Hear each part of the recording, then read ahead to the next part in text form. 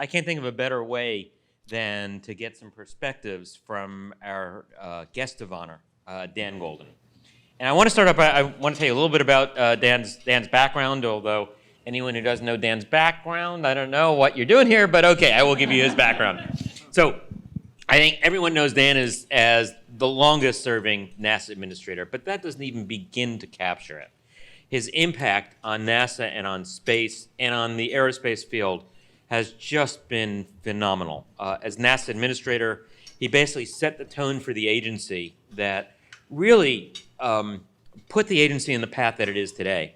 He introduced the concept of faster, cheaper, better, which had a lot of critics, but in the end, I think, proved itself to be very, very effective. He saved the space station. He got the James Webb Space Telescope basically on the right track. We were just talking to Randy Volin about X-43. He was the big advocate for X-43. Many, many other changes, which I think were absolutely critical to the survival of NASA and, frankly, critical to our space program. Dan actually began his career at NASA Lewis. No, it wasn't named for me, in case any of you were wondering.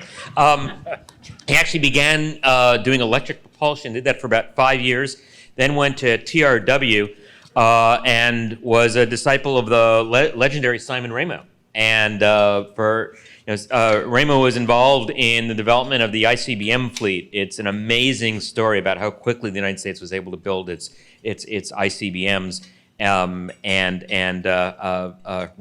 Ramo was one of the heroes of that effort, and it was a mentor to Dan. 1992, Dan became the NASA administrator, and as I mentioned, longest serving, many accomplishments, but he served over 3 presidents and different administrations, which, for those of us creatures of Washington, is also an absolutely amazing accomplishment. After leaving NASA, he didn't slow down, did many, many things, worked in artificial intelligence, has had a hand in microelectronics. I want to cite, though, very recently, in fact, just a few weeks ago, Dan received the Lifetime Achievement Award from the Space Foundation. It's the General Hill Award, which is their absolutely most prestigious award for a lifetime of contributions. And when he received that, he was honored by 2 vice presidents, right? And a president. And a president. So Al Gore, Dan Quayle, and President Clinton all honored him for that honor award. Extremely well-deserved. And quite an accomplishment. Now I'm going to tell you the flip side. And I'm going to tell you what we did last night. You'll get a crack. You'll crack up at this. So we're having dinner at the nice hotel attached to the Union Club, and Dan had seen they had cheeseburgers on the menu, but only for lunch. So we asked the nice young man who was our waiter if he could have a cheeseburger, and he explained, no, that's only on the lunch menu. It's not on the dinner menu. And he'd also explained to us the name of the restaurant is the 811 Club. It's named for Neil Armstrong, because Neil Armstrong flew on Gemini 8 and Gemini 11. So as this fellow was saying, well, we don't really do the hamburgers for dinner, I looked and I said, what if I told you we both knew Neil Armstrong? And the kid just looks at us like, who are you people? Didn't register at all. And then finally we convinced him, yeah, he was NASA administrator. And this kid finally says, my dad is an aerospace engineer. He comes running back a few minutes later and says, I texted my dad. Do you know Al Warden? It's like, yeah, okay. So, but we did get the cheeseburger. I just want to, for the record. So kids, what can you tell them? At any rate, with that in mind, I want to thank Dan for joining us for today's event and for helping us close this out with what I hope is going to be a very informative, very interesting, but frankly also an entertaining discussion about where we are in hypersonics. So Dan, I want to start off by asking, your career started in the early 1960s, but can I give it away that you were born pre-World War II? I was born before the start of World War II. So I am older than a rock. So and also the youngest person in the room. I'm just going to say that. So I want to get your perspective, having seen aerospace evolve for almost half of its existence. First, how did we get to where we are, and how did we find ourselves faced with the competition that we seem to be faced with? the first thing I want to say is I've seen a lot. I remember the terror of being a child during World War II and the air raid sirens going off in New York and the civil forces coming by telling people to shut their lights out. It was a terrifying time. People on the street going off to war, didn't come back. We didn't know what was going to happen. And I remember the feeling of victory in Europe and victory in Japan. And the thought was the world was going to be different until 1955, when the Russians exploded a 55 megaton hydrogen bomb in the atmosphere. A few days later, President Eisenhower called my mentor, Simon Ramo, and asked him to form a company and to build America's ballistic missile to put the Russians under threat. And that gave rise to mutually assured destruction. 8 years later, starting with nothing, 8 years later, there were hundreds of ballistic missiles in the heartland of the country. And that's when the hypersonics business really began, because we had those things coming in at screaming velocities. I had the opportunity to oversee the land-based ballistic missile program for a number of years and dealt with a lot of the issues we're dealing with today, but I had the resources to do it. And in fact, there was the Korean War, there was the Vietnam War, then we had the real buildup from Russia, and I remember being in physics class.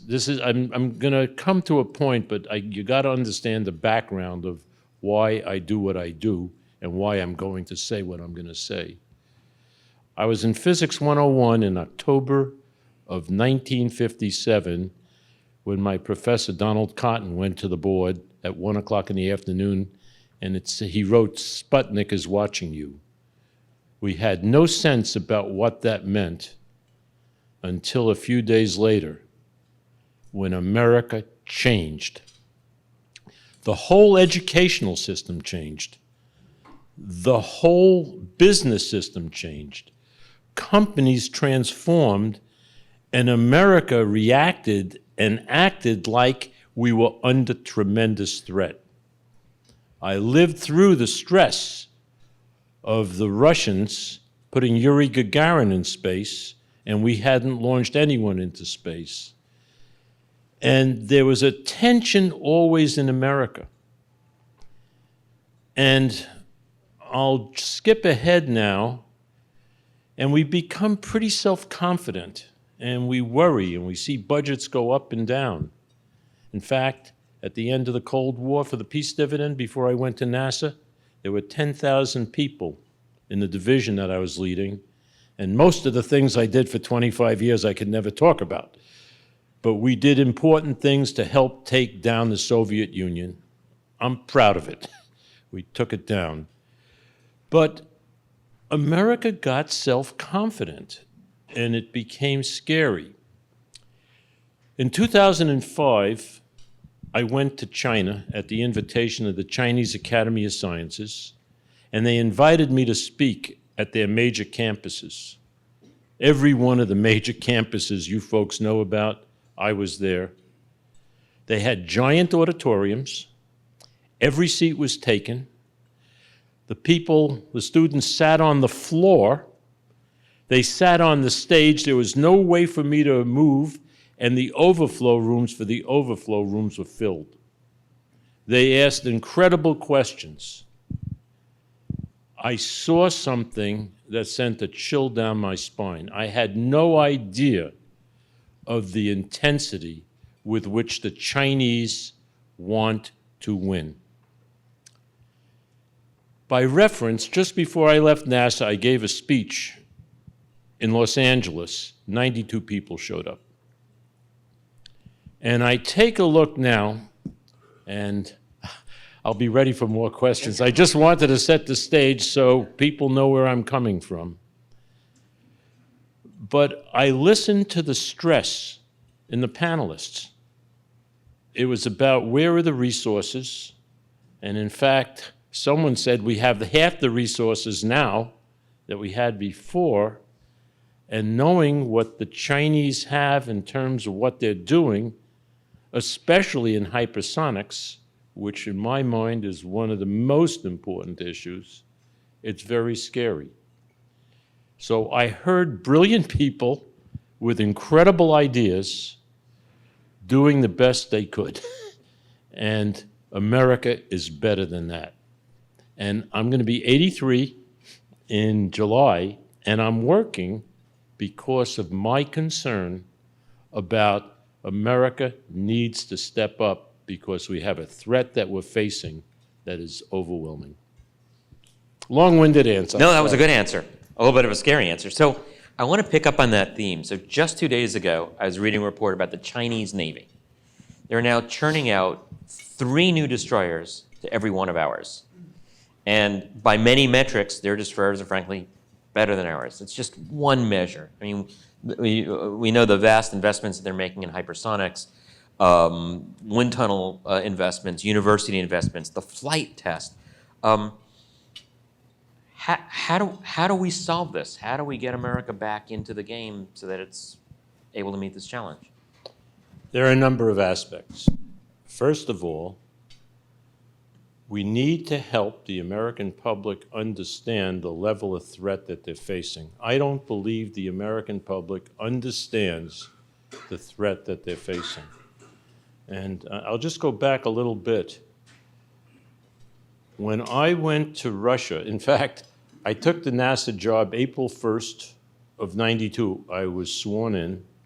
On June 6th, President Bush asked me to meet with Boris Yeltsin at Blair House.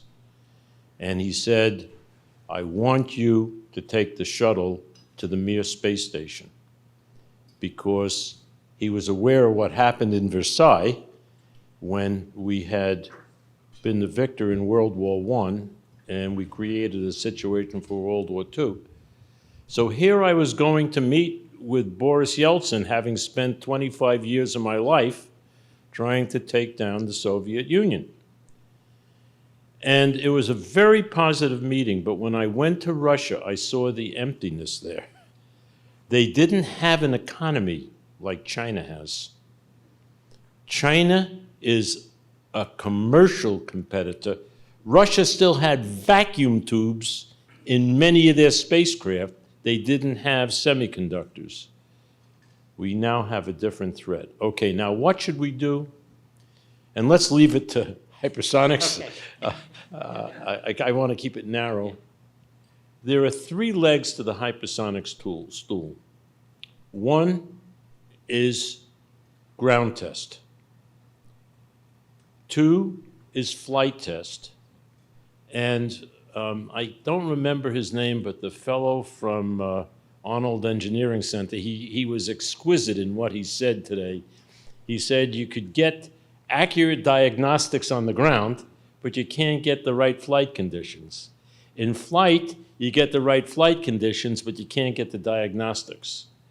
So the glue that holds everything together is computational fluid dynamics, and I give America a D- on where we are in computational fluid dynamics. We have an incredible level of computational speed, and we are not taking advantage of the tools that we have. And I was recently talking to some of my colleagues at NASA about the use of AI. In fact, today I was on another call where we were talking about the use of AI. Now, AI is not going to solve every problem, but we haven't used it enough, because you could work in the time domain or you could work in the spatial domain, and you could really collapse things. But it is the integration of computational fluid dynamics, leaning in and developing the students and faculty and the industrial capability and the government capability to do it, and having facilities like I saw here. They're wonderful, but we need to multiply by 2 or 3. And I don't think we should look at what the Chinese are doing. I think we ought to get our house in order, and we need to do more of what's going on here, and we need to get our young people to come into this incredible field. And by the way, the Chinese now have a plan. I think they're talking 2035, they're going to have a hypersonic bizjet. And by 2040, they're going to have a transport. And we need to be competitive in that domain also.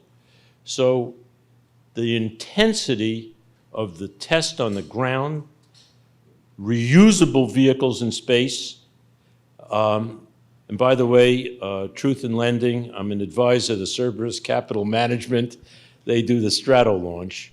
But that's the reason I joined them, because it was the only company I could find at the time that really was putting in, and they're putting in a lot of money of their own. So those are the three things that have to be done. It sounds elemental, but there's a fourth. And I gave a talk at Lunch and Learn yesterday, and I talked about what really motivated me, and it was Michelangelo. As a young man, I read this story about Michelangelo, that someone said to him, how do you carve such beautiful angels into marble? Now, I don't know if it's true, but this is what I read.